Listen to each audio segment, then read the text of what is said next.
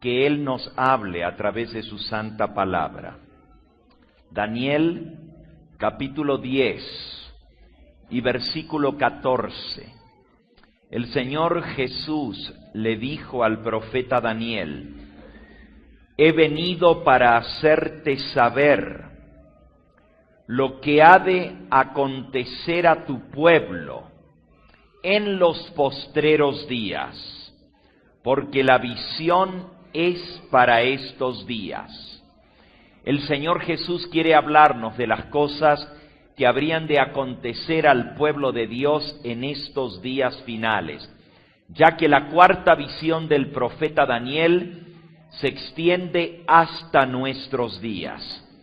En nuestra presentación del día de ayer, llegamos hasta la parte de la visión final de Daniel, donde el imperio romano toma control del mundo y donde finalmente destruyen al príncipe del pacto.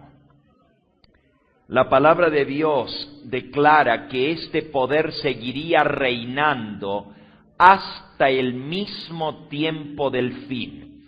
Primero Roma imperial, Roma pagana, y luego a través de Roma papal. Nos dice en el versículo 28 de Daniel capítulo 11, volverá a su tierra con gran riqueza, su corazón será contra el pacto santo, hará su voluntad y volverá a su tierra, y al tiempo señalado vendrá al sur, mas no será con la postrera venida como la primera. Aquí nos está hablando de este poder, el rey del norte, cómo se fortalecerá y se levantará contra el pacto santo de Dios. Nos habla también cómo se desatarían guerras.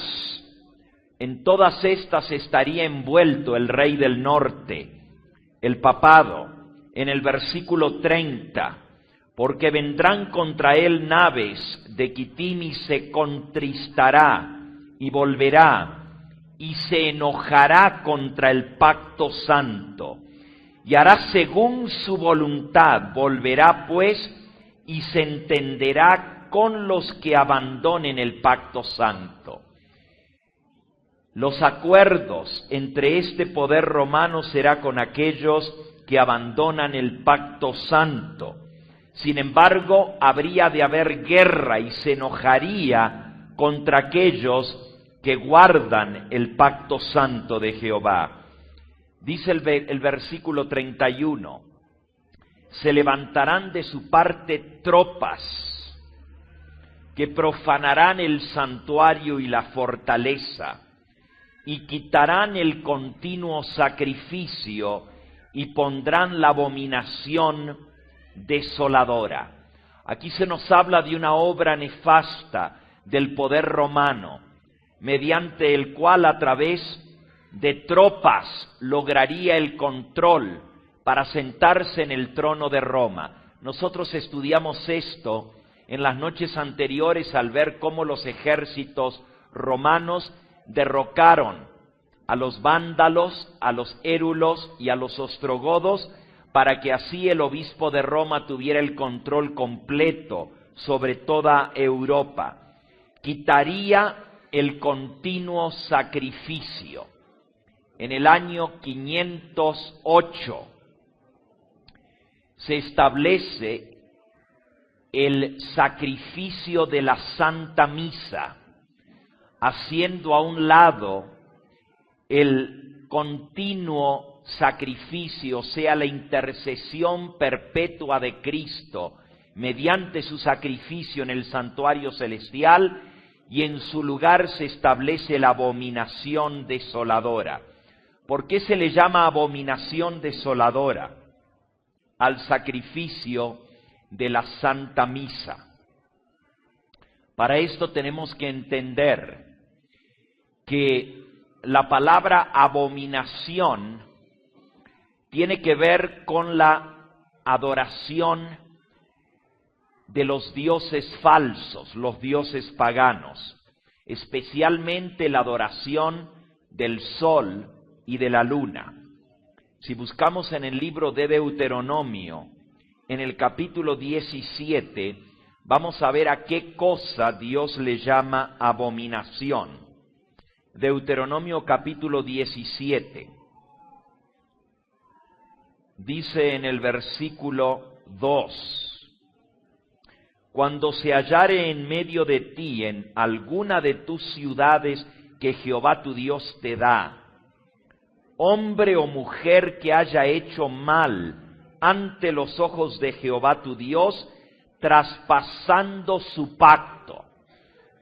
Noten, aquí está hablando de traspasar el pacto de Jehová, ese pacto de salvación mediante el cual el pueblo escoge a Dios como su único Dios y Salvador, y guarda sus mandamientos como prueba de su amor y su entrega a Dios, el pacto santo.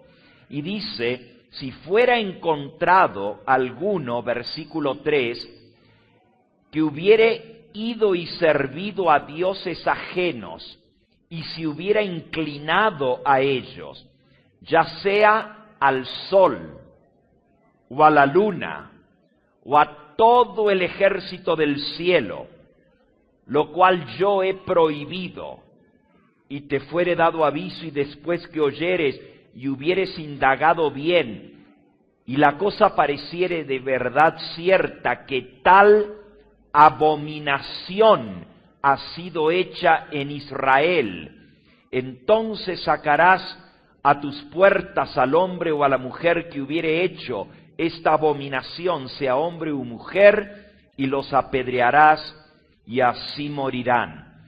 Dios le llama a la adoración al sol, o a la luna, o a los astros, abominación.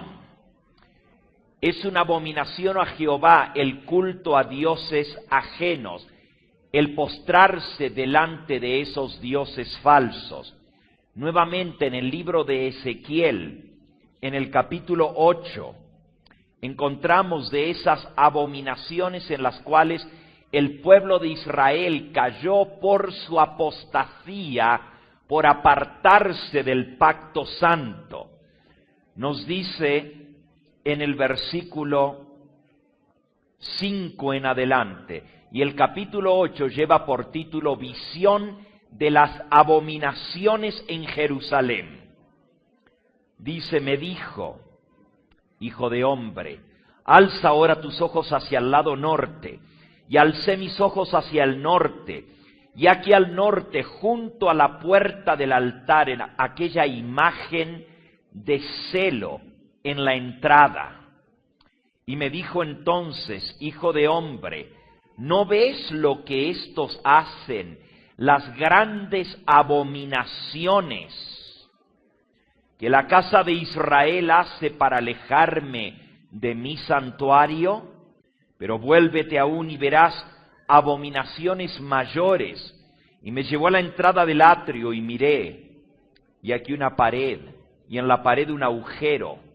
Y me dijo, hijo de hombre, cava ahora en la pared. Y cavé en la pared, y aquí una puerta. Y me dijo, entra, y ve las malvadas abominaciones que éstos hacen allí. Entré pues y miré, y aquí toda forma de reptiles y bestias abominables, todos los ídolos de la casa de Israel, que estaban pintados en la pared por alrededor. Y delante de ellos estaban 70 varones de los ancianos de la casa de Israel, cada uno con un incensario en su mano, y Hazanías, el sumo sacerdote, estaba con ellos.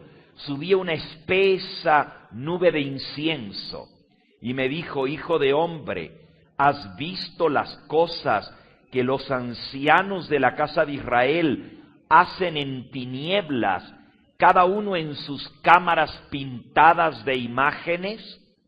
Porque ellos dicen, no nos ve Jehová, Jehová ha abandonado la tierra. Y me dijo después, vuélvete aún, y verás abominaciones mayores que hacen estos. Y me llevó a la entrada de la puerta de la casa de Jehová, que está al norte.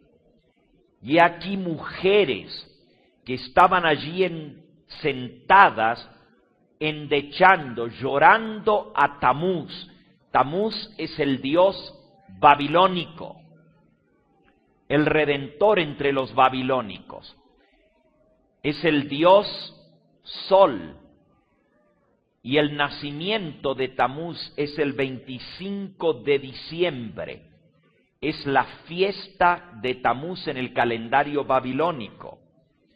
Dice en el versículo 16, me llevó al atrio de adentro de la casa de Jehová, y aquí junto a la entrada del templo de Jehová, entre la entrada y el altar, como 25 varones, sus espaldas vueltas al templo de Jehová, sus rostros hacia el oriente, y adoraban ¿a quién? Postrados ante el sol, postrándose hacia el oriente, hacia la salida del sol. Y me dijo, ¿no has visto, hijo de hombre? Es cosa liviana para la casa de Judá hacer las abominaciones que se hacen aquí. Hemos leído este pasaje bastante extenso para mostrar lo que la palabra de Dios le llama abominaciones.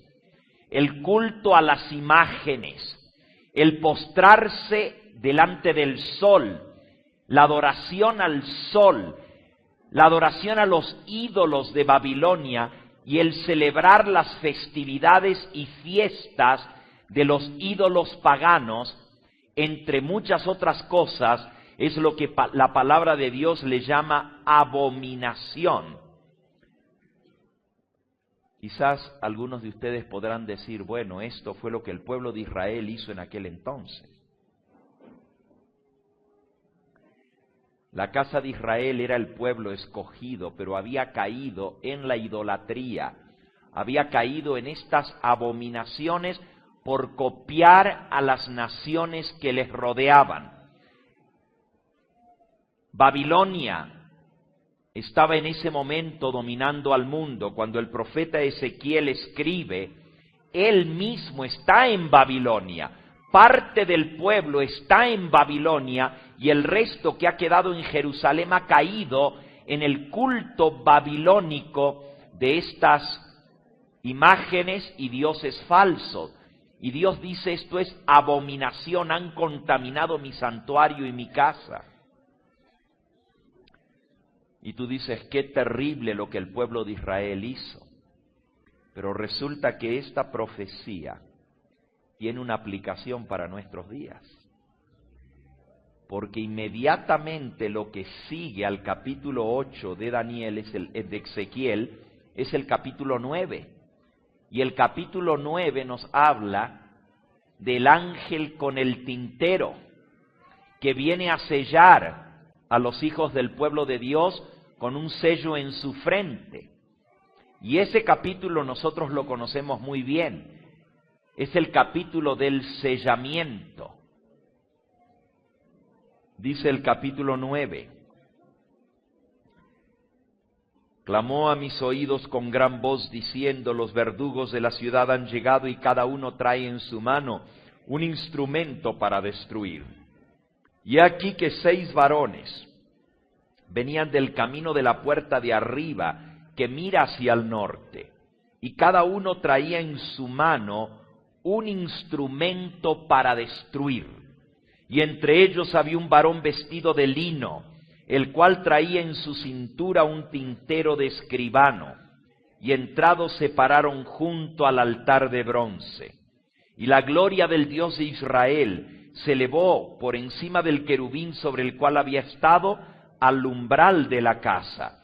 Y llamó Jehová al varón vestido de lino, que tenía en su cintura el tintero de escribano.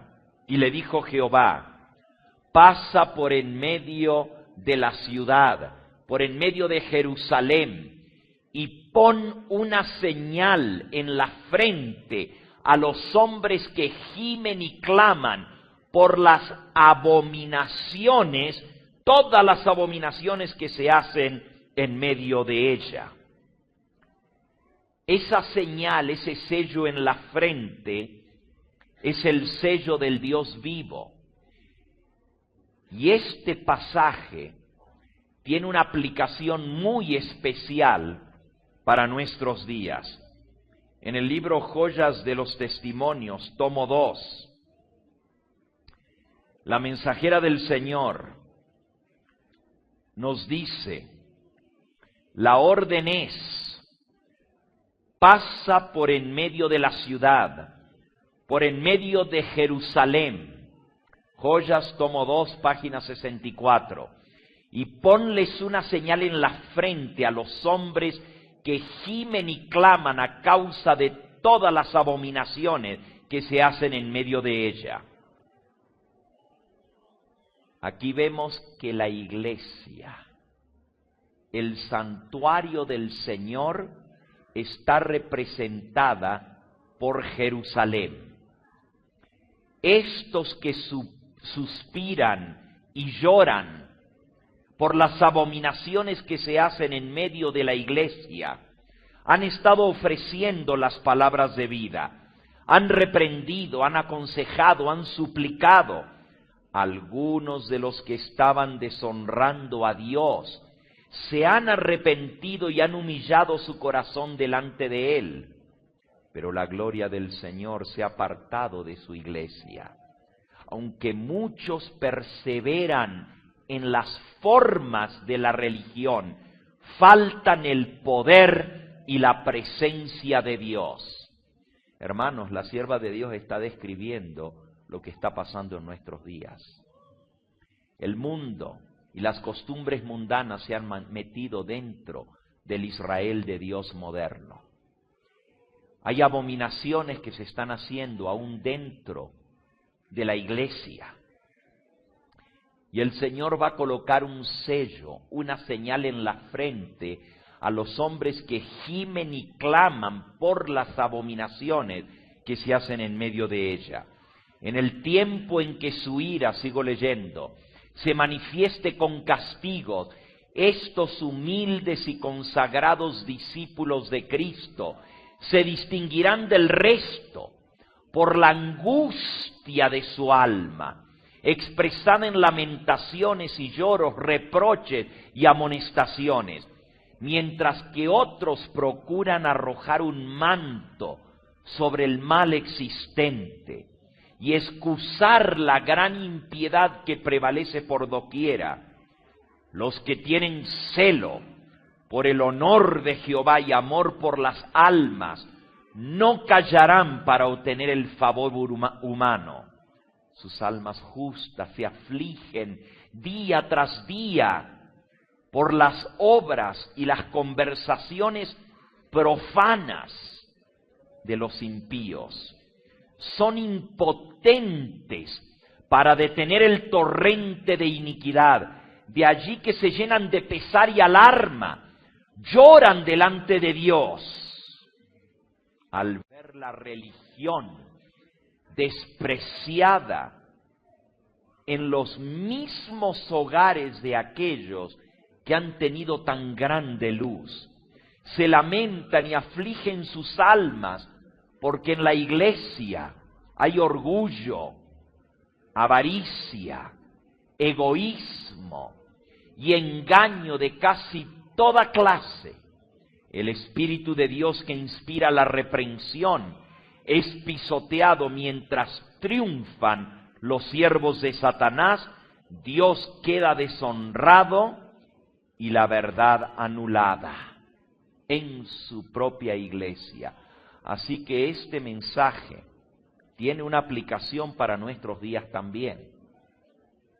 Leímos este pasaje, hermanos, para mostrar lo que Dios llama abominación, las costumbres y prácticas del mundo, del paganismo.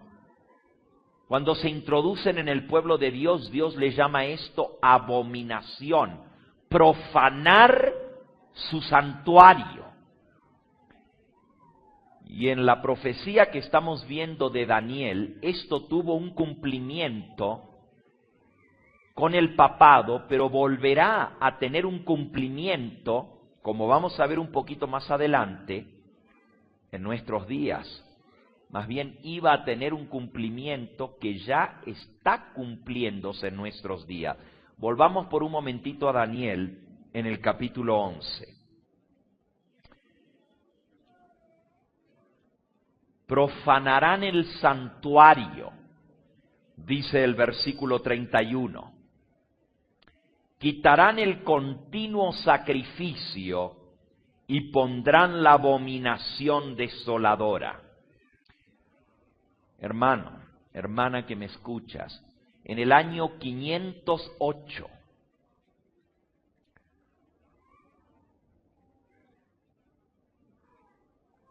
las tropas que menciona allí en el versículo 31 atacaron a los érulos y los arrancaron de Italia.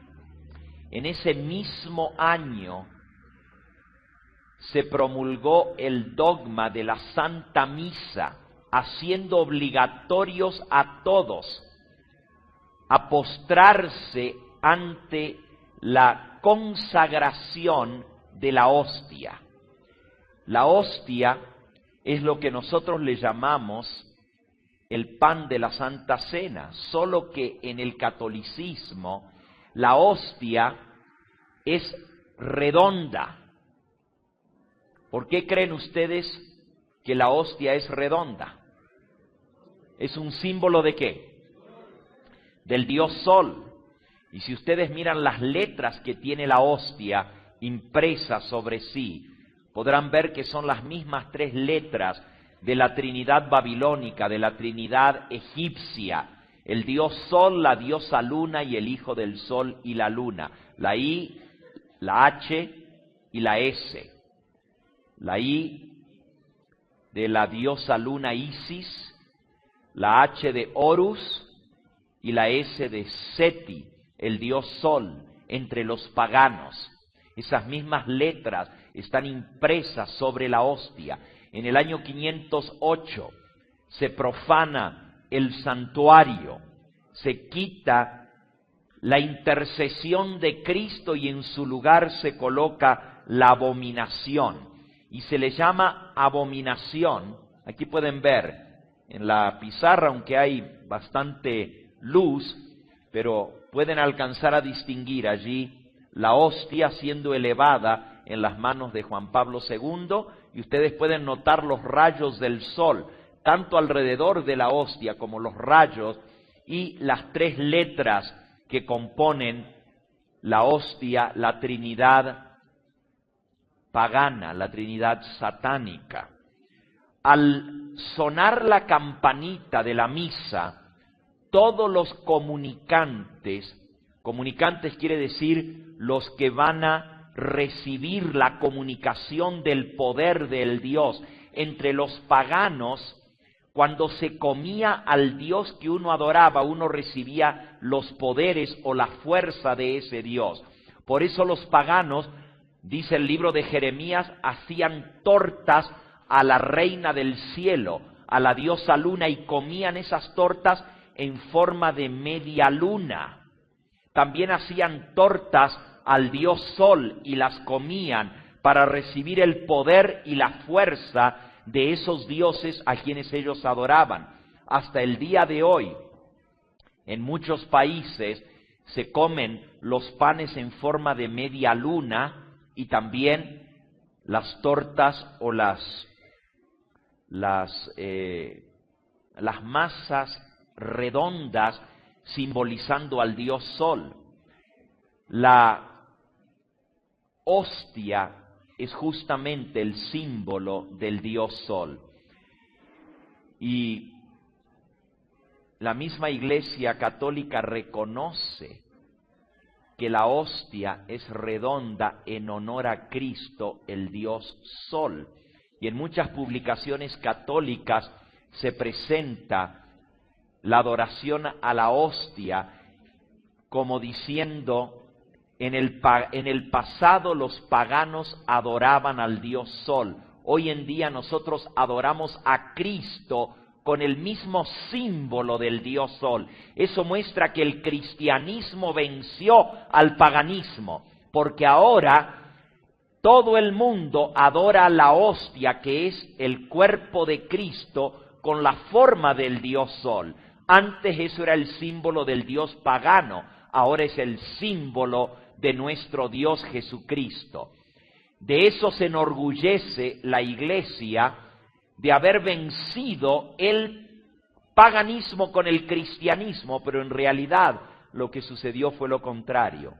Las formas del paganismo se metieron dentro de la Iglesia cristiana y el mundo cristiano adora a través de esta abominación al dios Sol, si bien le llaman el cuerpo de Cristo.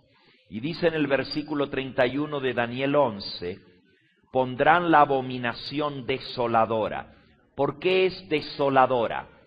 El papado solamente unos años más tarde llega a ser coronado el obispo de Roma con la triple corona. En el año 508 se establece la abominación de la misa, la adoración al dios Sol. En el año 533, el emperador Justiniano, emperador del Imperio Romano de Oriente, cuya capital estaba en Constantinopla, decreta el famoso decreto de Justiniano, haciendo del obispo de Roma cabeza de todo el mundo cristiano del occidente, haciéndole rey de reyes y señor de señores, y decretando que tiene autoridad para perseguir y matar a todos los que no le obedezcan. Le da la autoridad de perseguir y matar a los así llamados herejes. Ese es el decreto de Justiniano, haciendo del Papa cabeza de la Iglesia cristiana. Si fuera cierto que el Papa es sucesor de San Pedro y que ha habido papas desde aquel entonces, ¿por qué un decreto imperial haciéndolo cabeza de todo el mundo cristiano en el año 533? Y el Papa es coronado con la triple corona de las tres naciones que echó abajo para surgir en el año 538. Y así se establece la abominación desoladora. Se le llama abominación porque es el culto al dios Sol, es el culto al representante del dios Sol, a un hombre que de ahí en adelante lleva el símbolo del dios Sol en su dedo, el anillo imperial, el anillo del Sol, de la autoridad del dios Sol. El oro es símbolo del dios Sol, y por eso el anillo que lleva el obispo de Roma no solamente es de oro y es redondo, pero también tiene un círculo de oro redondo encima con el cual se usa para sellar. Es como un sello, y ambos, tanto el círculo del anillo como el círculo que lleva allí arriba con el cual se usa para sellar, ambos son símbolos del dios Sol. Se adora al representante del Sol, el vicario, así se le llama, el representante de Cristo, pero Cristo está representado por la hostia, que es el dios Sol. Por lo tanto, el obispo de Roma es el representante del paganismo que se ha metido dentro de la Iglesia. Y se llama abominación desoladora porque de allí en adelante todo el que no reconociese al obispo de Roma como cabeza de la Iglesia y como digno de respeto y adoración, que no se sujetara al obispo de Roma, al Papa, es perseguido. Por eso es abominación desoladora. Y no solamente comienza a perseguir a los que se le oponen, pero dice en el versículo 32, con lisonjas seducirá a los violadores del pacto. Los que son violadores del pacto son seducidos con lisonja. Ahí comienza la venta de los puestos públicos. Los reyes, los gobernantes y todos los puestos del Imperio Romano son ahora vendidos por dinero. Con lisonja seduce a los violadores del pacto. El Papa establece a los reyes y en el caso que éstos no le obedezcan o no le sean fieles, los depone y entonces le ofrece ese territorio a otro que le sea fiel. Sin embargo, Dios dice en el versículo 32, el pueblo que conoce a su Dios se esforzará y actuará. Y los sabios del pueblo instruirán a muchos, y por algunos días caerán espada y a fuego, en cautividad y despojo. Aquí está hablando en estos versículos de esos horribles días de persecución, cuando el papado desata la persecución contra aquellos que instruyen al pueblo en la verdad, aquellos que se esfuerzan, el pueblo que conoce a su Dios. Cuando ellos vieron la señal de la abominación desoladora, tuvieron que huir. Los pueblos que antes vivían en paz, cuando el obispo de Roma fue coronado cabeza de todo el mundo cristiano, de todas las naciones de Europa, en el 538, fue la señal para que los hijos de Dios tuvieran que huir. Los valdenses tuvieron que dejar sus valles donde vivían y subir a los montes para esconderse. Se desataron persecuciones terribles contra todos los pueblos que no se sujetaron al obispo de Roma, contra los albigenses, contra los cátaros, contra los lolardos, contra los husitas, contra los hugonotes. Son todos pueblos que no se sujetaron al obispo de Roma, no le reconocían como representante de Dios, porque adoraban solamente a Cristo, el Dios verdadero. No doblaron sus rodillas delante del soberbio obispo de Roma, no aceptaron sus leyes cambiadas, no aceptaron sus lisonjas, ni permitieron ser comprados por lisonja. Por eso tuvieron que caer a filo de espada, a fuego, en cautividad y en despojo. En el versículo 34 se explica cómo en su caída, dice el versículo 34, serán ayudados de pequeño socorro. Ahora, esa frase es muy significativa. Ese pequeño socorro que vino a los perseguidos por 1260 años, el papado persiguió a todos aquellos que no se le sujetaran, a los que querían defender la verdad de Cristo, el pacto santo, la salvación por la fe.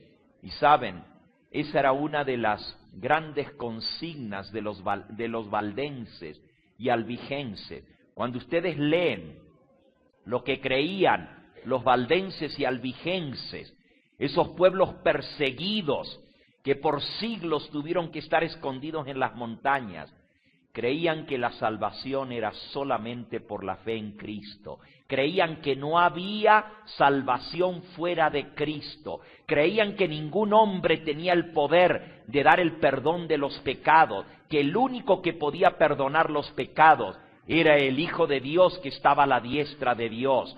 Creían que el bautismo no era para niños, sino para adultos que se arrepentían de sus pecados y confesaban el nombre de Cristo. Creían que todos aquellos que eran salvos recibían el Espíritu Santo para obedecer la ley de Dios, y que la ley de Dios era escrita en el corazón de aquellos que habían sido redimidos por gracia.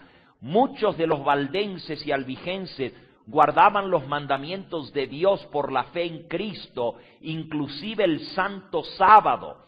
No tenían imágenes, creían que la Biblia era su única regla de fe y práctica, y esa era la herejía que los condenaba, porque aceptaban solo la Biblia como palabra de Dios y no se regían por los dictámenes y las leyes de los hombres, ni del Papa ni de los concilios de las iglesias.